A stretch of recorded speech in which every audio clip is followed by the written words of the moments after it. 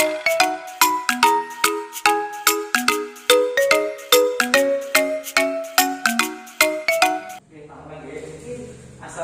warahmatullahi wabarakatuh. Ya, sebelum Bapak mulai belajar pada pagi hari ini, Bapak akan selalu ingatkan kepada kalian untuk selalu menerapkan protokol kesehatan dalam menghadapi masa pandemi seperti ini. Yang pertama, memakai masker. Sudah memakai masker semuanya. Yang kedua, menjaga jarak. Ini sudah menjaga jarak karena satu meja satu orang. Yang ketiga, memakai hand sanitizer. Yang keempat, mencuci tangan jika habis dari manapun kita. Yang kelima adalah menghindari kerumunan. Semoga pandemi ini segera berakhir dan kita bisa beraktivitas normal seperti biasanya. Amin. Siapa yang di sini biasa memimpin berdoa? Ya, bisa dipimpin temannya berdoa.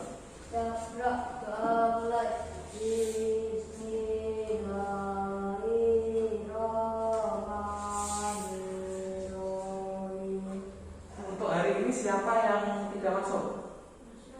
Masuk semua, alhamdulillah. Kalau masuk semua, ya Bapak mau tanya pada kalian, hari kemerdekaan Indonesia itu kapan? 17 Agustus tahunnya, mulai merdeka tahun 1945. Berarti sebelum tahun itu apa yang terjadi di Indonesia? Dijajah, ya. Berarti kalau sesudah merdeka Indonesia sudah bebas dari penjajahan. Terus kemudian untuk memperingati hari kemerdekaan biasanya apa yang kalian lakukan?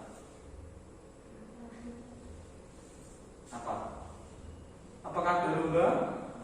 Ya, lombanya biasanya apa? Panjat pinang, apalagi? Voli. Ya, apalagi? Sepak bola, banyak sekali ya. Ya, seperti pada pembelajaran kita pada hari ini, kita akan belajar di tema 7, yaitu peristiwa dalam kehidupan. Subtema 3, peristiwa mengisi kemerdekaan. Harapannya pada pembelajaran hari ini kita bisa mengetahui tentang surat undangan yang pertama. Yang kedua adalah mengetahui tentang keberagaman sosial budaya di masyarakat sekitar kita. Yang ketiga adalah karya kehidupan daerah setempat. Bagaimana sudah paham tentang tujuan pembelajaran pada pagi hari ini? Kalau sudah, Bapak akan mulai belajar.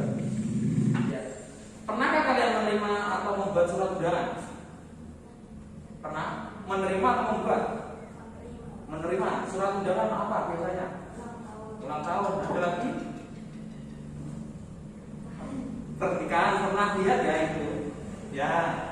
Terus kalian sudah tahu ada yang surat pernah menerima surat undangan ulang tahun, pernikahan pernah melihat surat undangan untuk pernikahan. Terus Bapak mau tanya sekarang, surat undangan itu apa sih? Ada yang tahu? Surat undangan itu apa? Apa yang kalian tahu tentang surat apa? Surat undangan? Surat untuk mengundang orang. Ya, ada lagi jawaban dari teman yang lainnya? Pinter, ada yang sudah tadi surat untuk mengundang orang. Apa lagi? Mengetahui apa? Surat untuk mendatangi sebuah acara. Ya, pinter, banyak. Surat untuk mendatangi sebuah acara, surat untuk mengundang seorang, gitu semuanya. Jadi surat undangan adalah surat yang digunakan untuk pemberitahuan kepada orang lain untuk bisa hadir dalam suatu acara. Jadi jawaban dari dua teman kalian tadi benar. Tadi yang pertama untuk mengundang orang, yang kedua untuk menghadiri dalam suatu acara. Jadi bisa ditulis di buku tentang surat undangan adalah surat yang digunakan untuk pemberitahuan kepada orang lain untuk bisa hadir dalam suatu acara. Kalian sudah mengetahui tentang pengertian dari surat undangan. Surat undangan tadi adalah surat yang digunakan untuk memberitahu orang lain bahwa ada acara yang bisa mereka untuk datangi. Kemudian Bapak mau tanya, surat undangan itu dibedakan menjadi berapa? Ada yang tahu? Ya, surat undangan itu macam-macam. Dibedakan menjadi apa? Dalam penulisannya itu surat undangan dibedakan menjadi 3. Yang pertama surat resmi, yang kedua setengah resmi dan tidak resmi. Ya, untuk contohnya ini. Yang pertama kita surat undangan resmi itu biasanya surat kenaikan kelas. Biasanya ada kalau misalkan beberapa sekolah itu misalkan mau mengumpulkan wali murid menggunakan surat undangan. Jadi surat resmi dan tidak resmi itu perbedaannya adalah di unsurnya, ataupun unsur itu adalah isi dari suratnya. Unsurnya itu ada 11 ini ya. Yang pertama kalau surat, ada yang tahu surat itu seperti apa? Ya, yang bagian atas sendiri itu biasanya. Ya. Nah, kalian tadi sudah mengetahui tentang unsur surat undangan resmi. Seperti inilah bentuknya unsur-unsurnya. Yang pertama tadi apa? Namanya yang kalian tulis tadi. Kop surat. Kop surat itu yang ini. Yang berada di paling atas. Oke, yang kedua apa? Nama, kota, dan tanggal. Biasanya nama, kota, dan tanggal itu letaknya di bagian kiri. Ada dalam surat undangan resmi. Surat undangan resmi itu perlu memperhatikan kalimat yang ditulis. Dalam surat undangan resmi itu harus menggunakan kalimat efektif. Nanti yang tahu kalimat efektif itu apa? Kalimat efektif itu apa? Ada yang tahu? Belum tahu? Bapak punya sebuah video tentang kalimat efektif. Nanti kalian perhatikan. Jika ada informasi yang penting, tidak bisa kalian tulis. Sudah siap untuk melihat video semuanya? Kalau sudah, diperhatikan ke depan ya.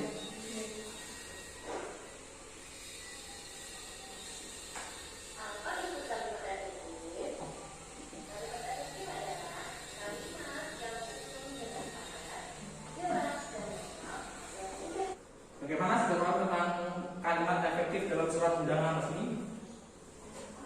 Kalau sudah tahu, sekarang Bapak akan bagikan LKPD kepada kalian untuk belajar lebih dalam mengenai kalimat efektif dalam surat undangan resmi. Bapak telah menyediakan surat undangan. Di sini sudah tertulis, mulai dari awal dari surat sampai dengan nama dari pengirim. Sekarang yang harus kalian kerjakan, cari di surat undangan ini adakah kalimat yang tidak efektif. Ya, yang tidak efektif, kemudian tulis di kotak yang atas. Bagaimana, sudah paham? Ini untuk belum tentang tugasnya. Jadi nanti kalian baca dulu surat undangan ini. Karena tadi sudah belajar tentang kalimat efektif dan tidak efektif. Menurut kalian nanti pilih kalimat mana yang menurut kalian tidak efektif. Kemudian kalian tulis di kotak yang atas. Paham belum? Kalau sudah paham, nanti menurut kalian yang tidak efektif itu benarnya seperti apa? Kalian tulis di kotak yang kedua yang bawahnya.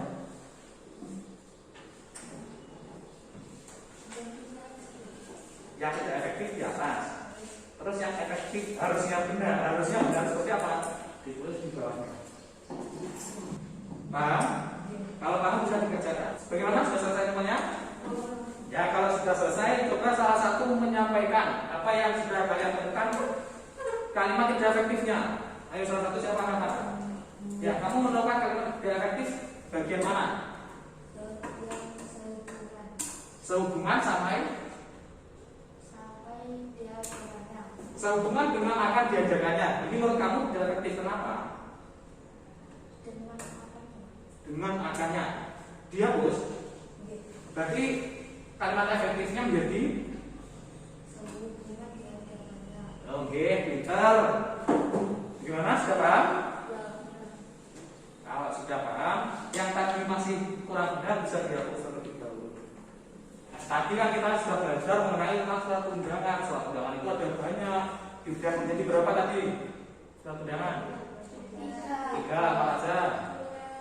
Surat resmi, tidak resmi. Ya, pintar. Jadi ada banyak itu bisa dikatakan beragam. Seperti pada kehidupan kita sehari-hari. Kehidupan sehari-hari kita itu juga sangat beragam. Kira-kira ada yang tahu tidak keberagaman sosial atau budaya masyarakat itu apa artinya? Belum tahu? Kalau belum tahu, Bapak punya video bisa dilihat ya. Di sini Bapak punya video tentang keragaman sosial budaya masyarakat. Tadi kita kan sudah belajar bahwa surat itu banyak sekali macamnya ataupun ragamnya. Termasuk dengan sosial budaya yang ada di dalam masyarakat itu juga beragam. Bapak akan tampilkan, nanti diperhatikan.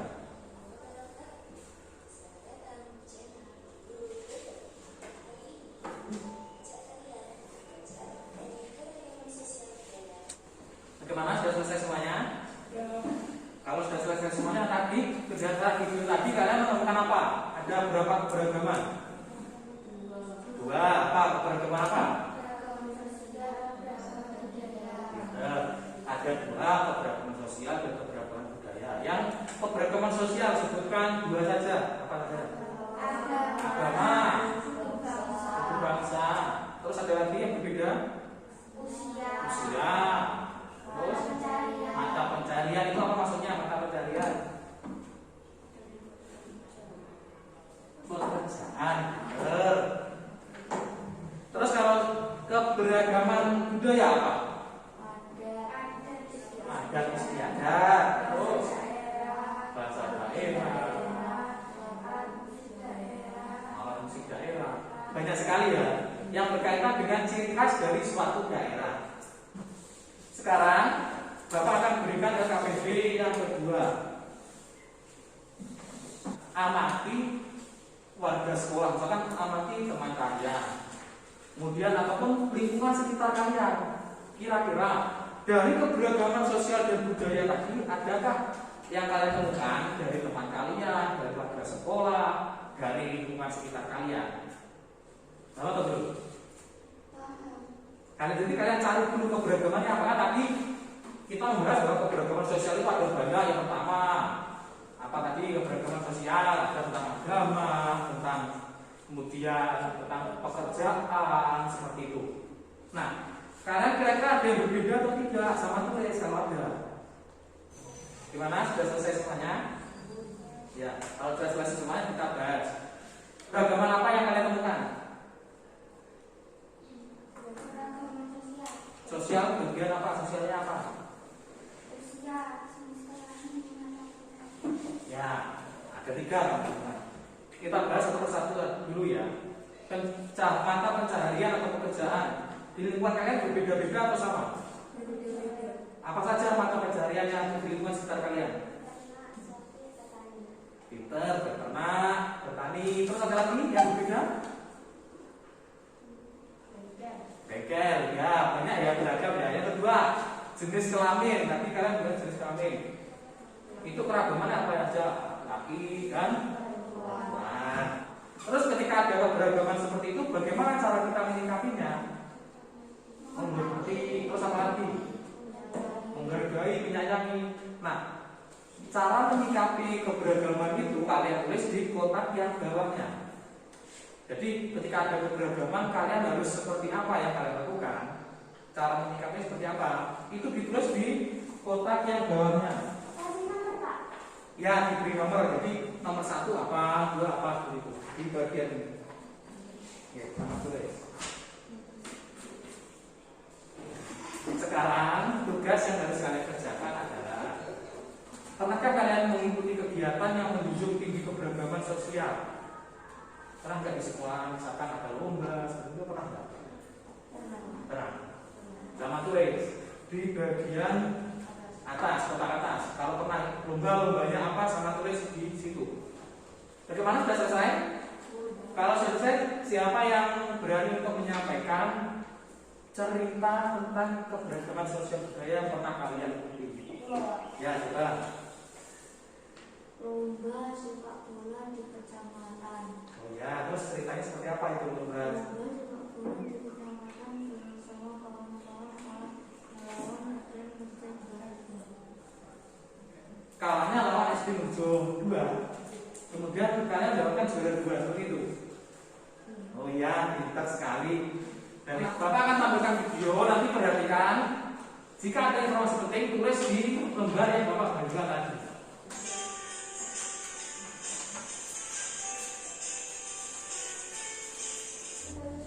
Bagaimana? Sudah selesai semuanya?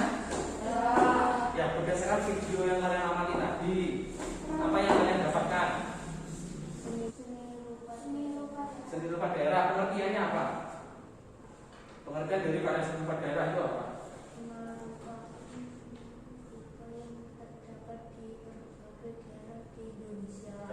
Merupakan karya seni yang terdapat di berbagai daerah Indonesia.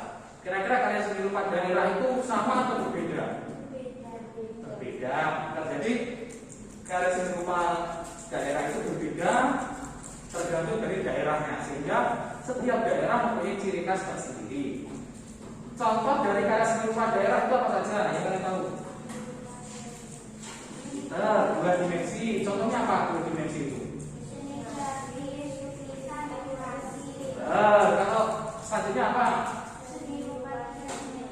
Ya, contohnya apa? Seni patung, keramik, anyaman. Karena kalian sudah pintar semuanya, semua sudah diberi nama di lembarnya. Kalau sudah dijadikan satu, dikumpulkan. Ya.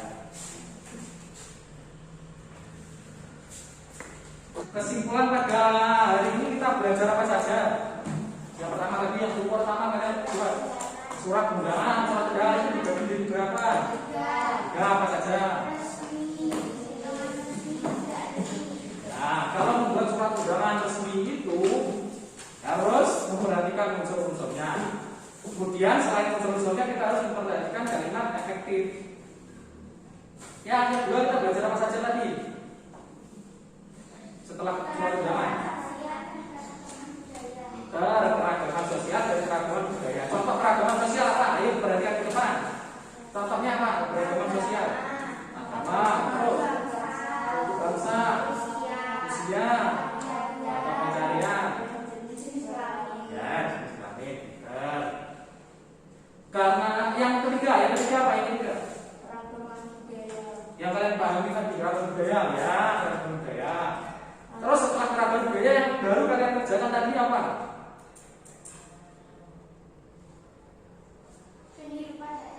Karya seni rupa daerah. Itu karya seni rupa daerah itu maksudnya apa? Pengertian dari karya seni rupa daerah? Ya, seni rupa yang ada di berbagai daerah Indonesia. Itu berbeda-beda sesuai dengan daerahnya masing-masing. Itu yang menjadi ciri khas dari daerah di berbagai sudut Indonesia. Karena kalian sudah paham tentang materi hari ini, Bapak akan berikan soal evaluasi ke kalian untuk mengetahui seberapa pengetahuan kalian tentang materi hari ini. Dikerjakan langsung di lembaran ini, dikerjakan sendiri-sendiri. Jangan lupa diberi nama. Bisa dimulai dari sekarang. Bagaimana? Sudah selesai semuanya? Ya. Kalau sudah dikumpulkan.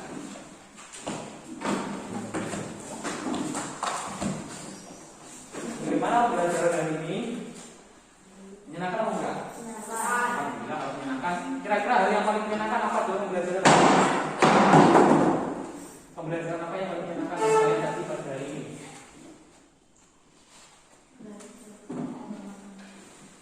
Pemrograman ya. Untuk tindak lanjutnya nanti Bapak akan berikan tugas melalui grup WhatsApp ya. Sudah selesai sekarang. Siapa yang memimpin berdoa? Ya, jadi bisa memimpin berdoa teman-temannya.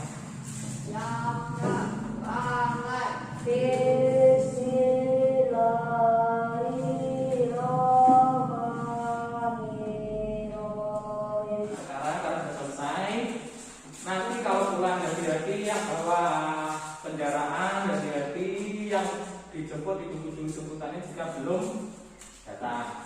Bapak akhiri pembelajaran hari ini. Bapak mohon maaf jika ada kesalahan kata dan perbuatan. Wassalamualaikum warahmatullahi wabarakatuh.